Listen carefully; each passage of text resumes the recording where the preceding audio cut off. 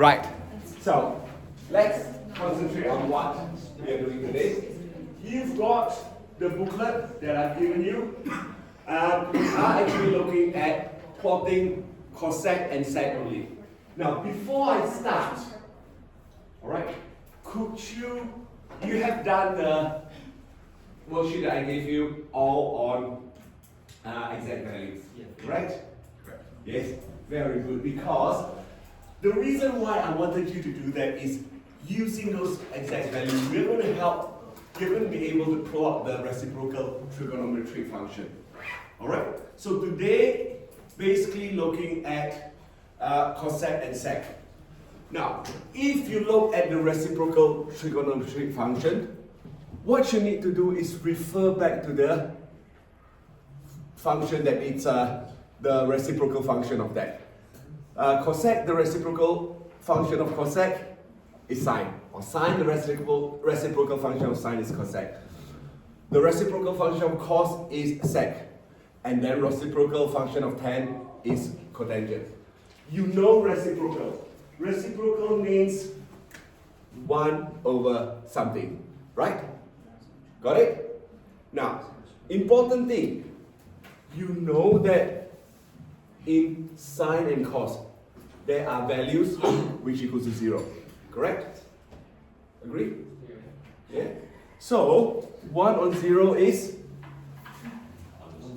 undefined. So that's when you look at plotting cosec and sec in relation to sine and cos. You need to know where the point when sine and cos is 0.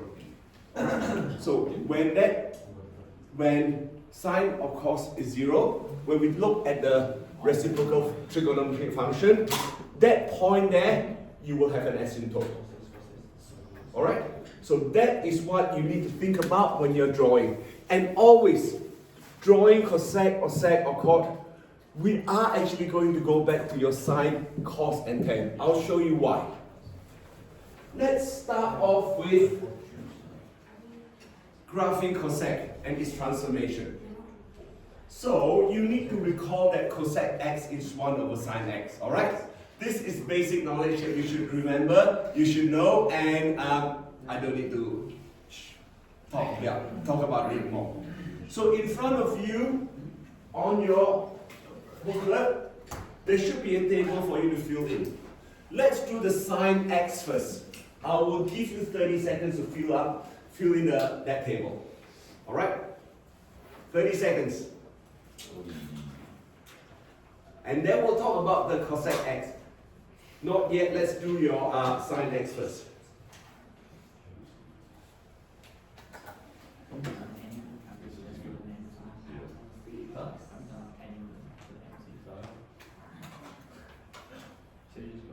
Alright, 10, 9, 8, 7, 6, 5, 4, 3, 2. I am going to reveal my answer.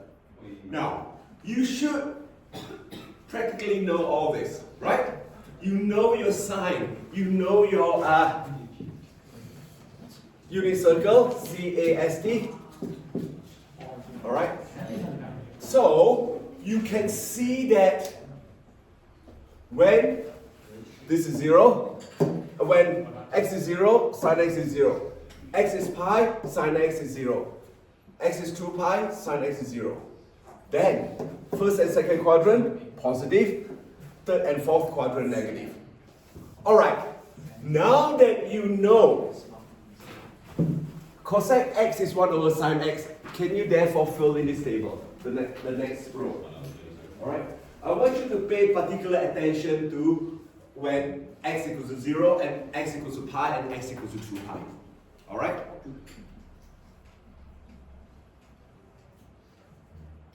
So it's basically reciprocal. What is reciprocal of half? Yep. Reciprocal of 1 is 1. So it's pretty much straightforward except these three. They are undefined. Alright. Now, how on earth am I going to use this value to plot your cosec graph? Well, what happened is I have given you the sine graph. Alright, over minus pi to 3 pi. Let's see how we construct the graph of a cosec. So here, this is the bit. You've got that. You know that these 3 points.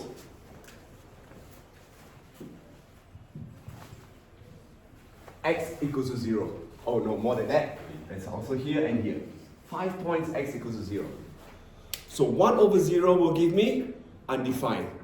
So straight away, if you look at this graph, in order to construct my cosec graph, I have my sine graph to help me. Straight away, what I do is I put in the asymptotes. So these are the undefined point now. You know now if you do your cosec, alright?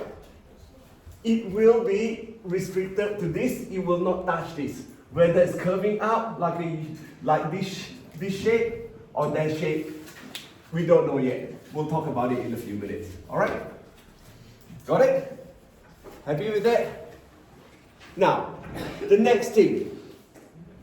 You've got this already. The asymptotes. Important thing, mark it with dotted line asymptotes. Next, plot the point. So what I've done is I look at 0 to pi first. From 0 to pi, 0 to pi. Alright? I know that pi over 2 is 1, pi over 6 is half, 5 pi over 6 is half. Now, the reason why I use this is because these are defined points. Half is both these points, these 2 points, pi over 6, 5 pi over 6, when you have got a grid, it's pretty much pretty straightforward to know where 1 is and where half is, correct? So therefore, I look at these 3 values.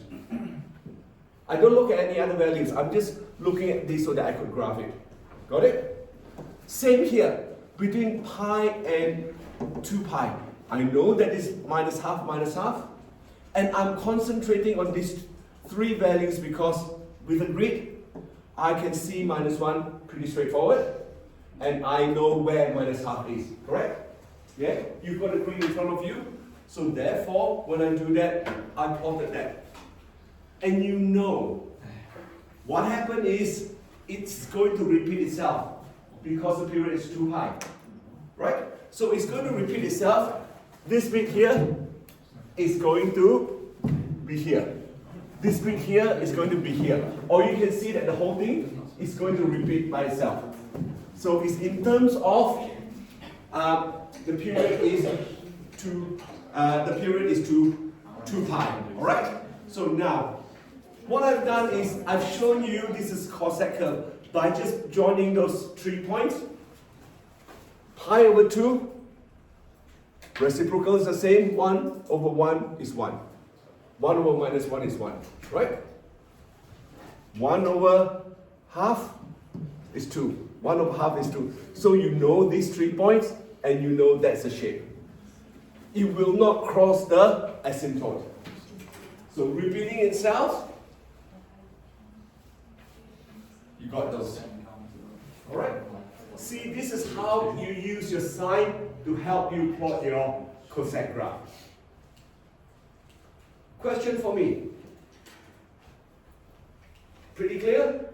Okay. So one thing is, if you're asked to plot a cosec or sec or cotangent graph, always go back to sine, cos or tan. It will help you because you are more used to plotting the sine and cos graph.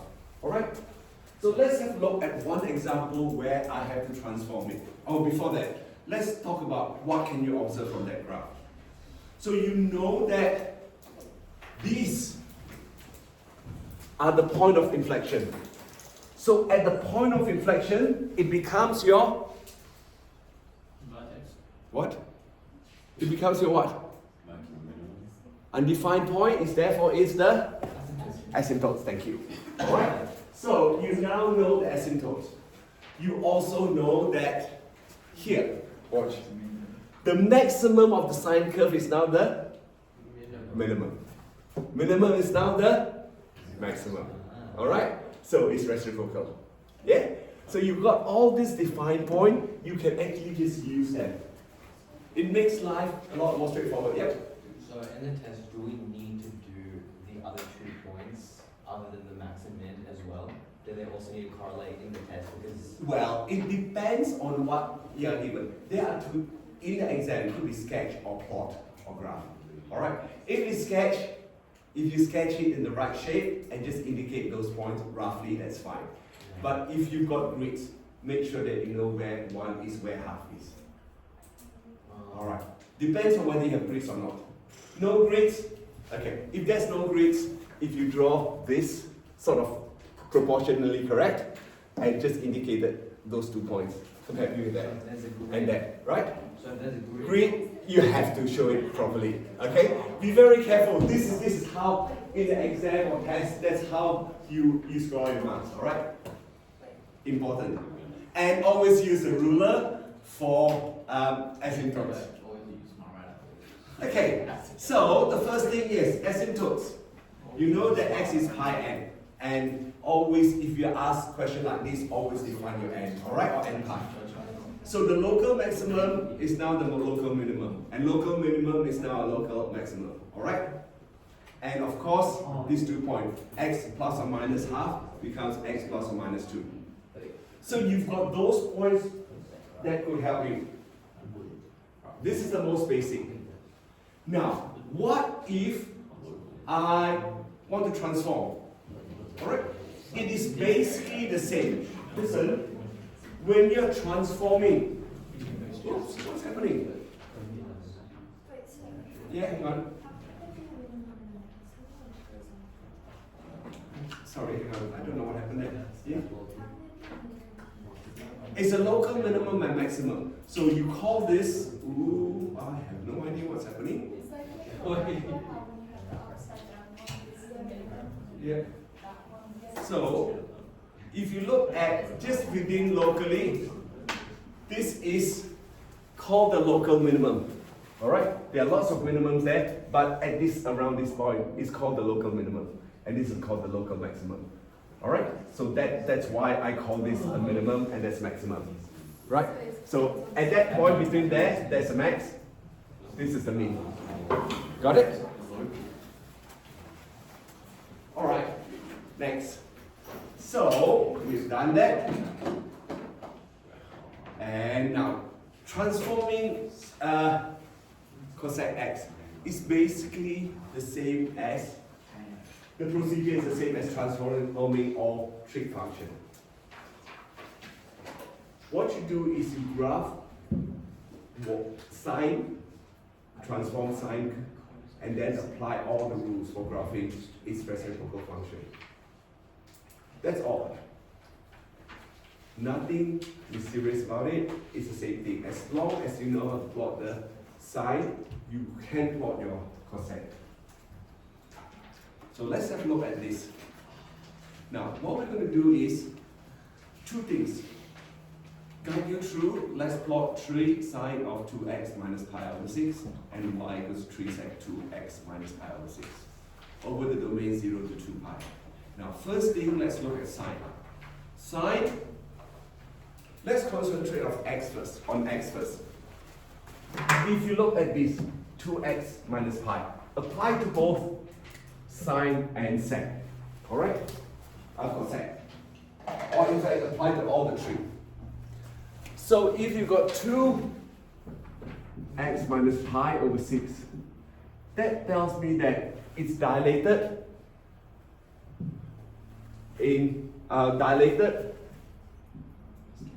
parallel to the x-axis by a factor of half. Alright? The 2 is half. Now, if it is negative, it's reflected about the y or x-axis? What, sorry? Y-axis, because you're going from here to there. Alright? From positive x to negative x. Okay? Or negative x to positive x. And then, second step is there a phase shift? Of course there is. A phase shift of pi over 6 Negative. Which direction? Which direction?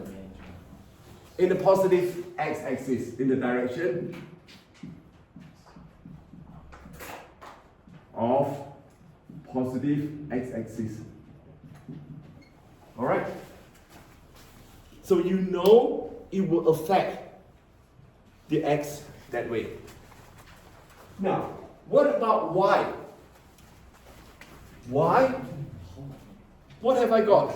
I've only got a dilation factor. I don't have the amplitude change. There's no moving up and down, but we are going to dilate parallel to the y-axis by a factor of 3. Correct? Does it make sense when I break it down like that? Yeah? So if you think about it that way, the way I break it down, it will make a lot more sense when you start putting in all this value. So you do know that the mean value is 0. Does it change at all? Because there's no movement up and down. It doesn't, does it? Right? So the amplitude, the mean value is 0. But then you need to transform your x. So the x is now transformed to pi over 6. So if I've got, this is a sine wave, original sine wave. Alright? What I've done is, there's no change in amplitude, y is not changed, but I have moved that in the positive direction of the x-axis to this bit here, pi over 6. Right? Got it? Am I changing the period?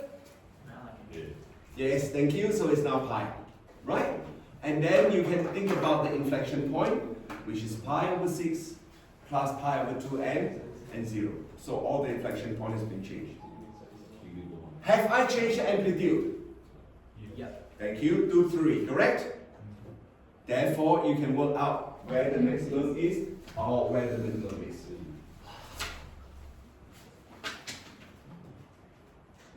And then, of course, I use sine pi over 6 is half, and sine 7 pi over 6 is minus half. Those are just the guide. So what I've done there is I have also written down how I would change my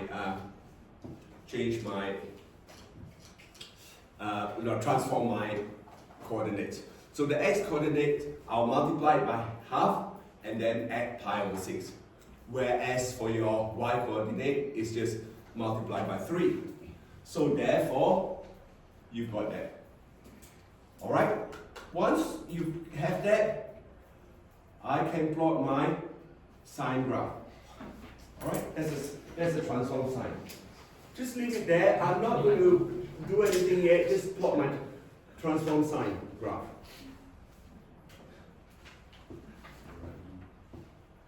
So what I'm doing is trying to explain it step by step and make sure that you know what the transformation is. How the transformation is affecting the x, how the transformation is affecting the y. Two things. Alright? Only sine and cos graph. The wave is still the same. You always have the same wave. In that sense, you just need to know to move it left or right, or flip it over, or move it up and down, or whatever it is. Alright? You've got all the points. So what I'm going to do is go back to look at cosec now. So now we know that this mean value y equal to 0. And what we're going to do is think about what the asymptote is. Asymptote is when x equals to 0 in your sign. So you know the asymptote will be pi over 6. Right?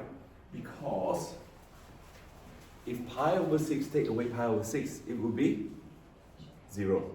2 times 0 is 0. Sine of 0 is 0. So that's how you think about it. So you know that asymptote will be at that point. pi over 6. And then of course, it's added to pi over 2x because of the nature of the graph. And then you can think about the local minimum and local maximum based on what you've got there. And then how you transform. You see, the transformation of the cosec is actually the same as the transformation there. So I didn't bother rewriting it. It's still x times half plus pi 6 is the same, no change. And then 3 times y. This time because the reciprocal of half is 2, therefore it's now becomes 6. And the other one is minus 6. Once you've got this information, you could transfer it across. Right? Let's start off with the asymptotes. Alright? And then the points. And then you can just join them together. So it makes a lot of sense when you plot cosec or sec by plotting the sign first. Right? And it makes really nice pattern. Yes? In a test, if you're required to draw a cosec on the graph, can we keep the sine graph or we have to rub it out? And only Keep the sign graph. Okay. Keep the sign graph. Don't worry about whatever the rubbing it up. Just keep the sign graph, yeah?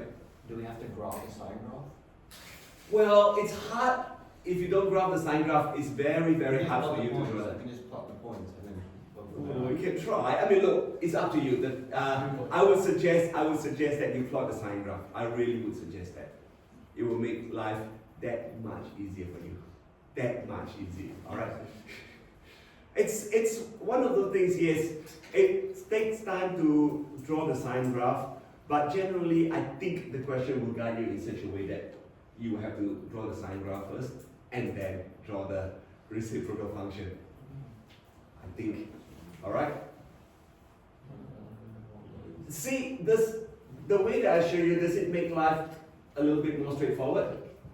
Yeah? Agree? All right, let's think about the next bit, which is sec. So I'm going to finish at sec. I will do tan and cotangent next week. All right? Now, same, what I'm showing you, there's no change in procedure. You just need to recall sec x is 1 over cos x. That's it. No change in any of the procedure that I've shown you. So what I would like all of you to do is fill in this table first. Straight away, fill in all the numbers. All right? Straight away, fill in all the numbers, and we'll use the numbers to help us plot both graphs. But most of the time, I'm pretty sure in the exam or test, if you're asked to plot graph, you will probably be given the sine graph or the cos graph. Or if you'll be asked to plot the sine and then plot the cos. Plot cosec. Or something like this. Alright? You now can see why I actually expected all of you to do that worksheet with exact numbers. It makes life more straightforward for all of you. Right? Again, it's the same thing.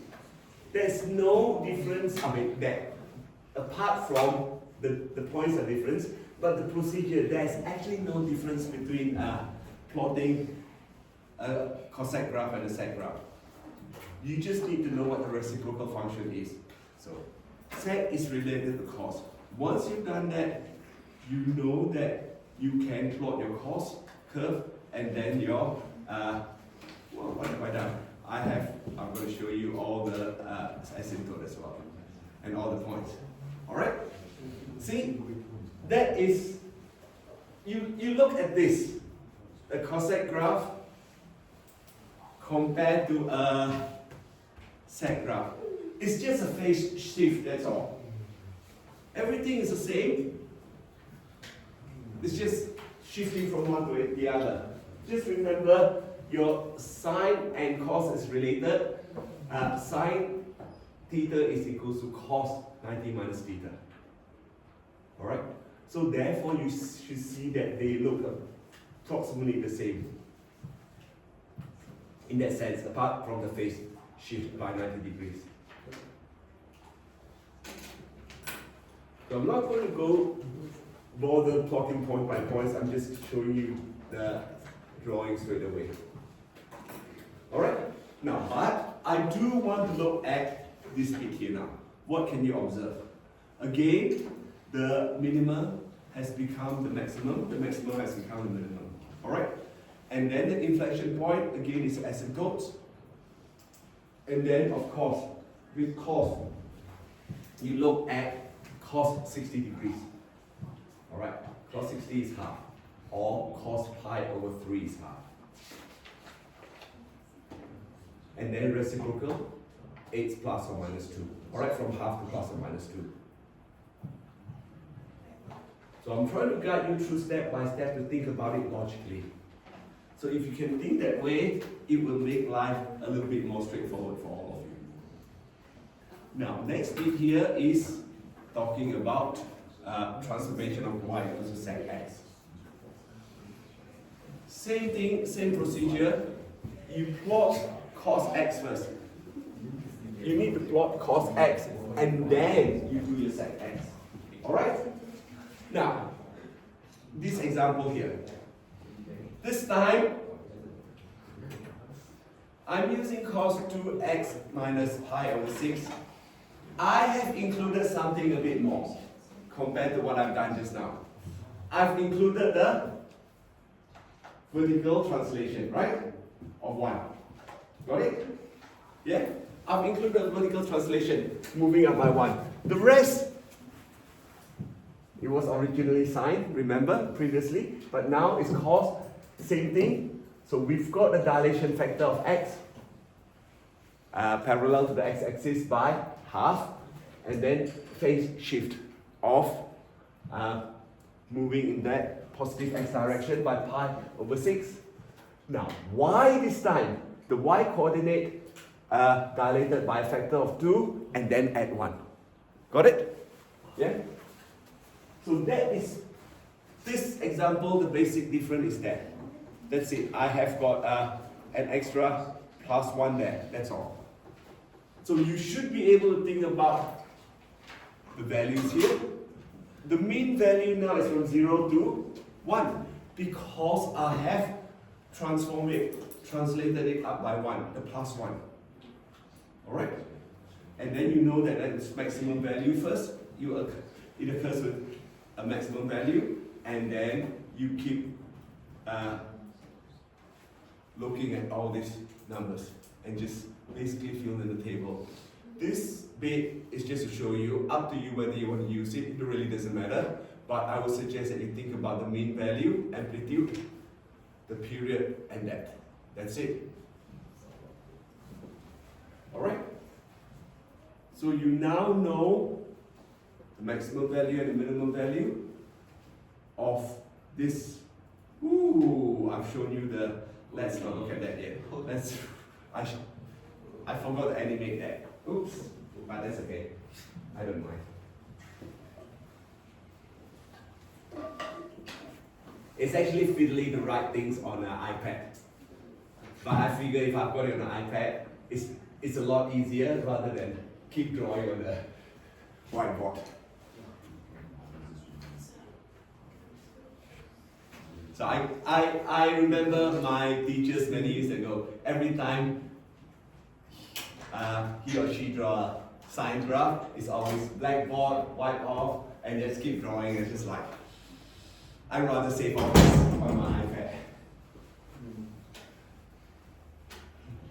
So you can see that I have got the asymptotes, I've got my local maximum, local minimum, and I know what the transformation is.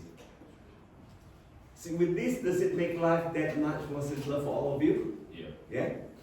Step by step, go through this is my thought process. Alright?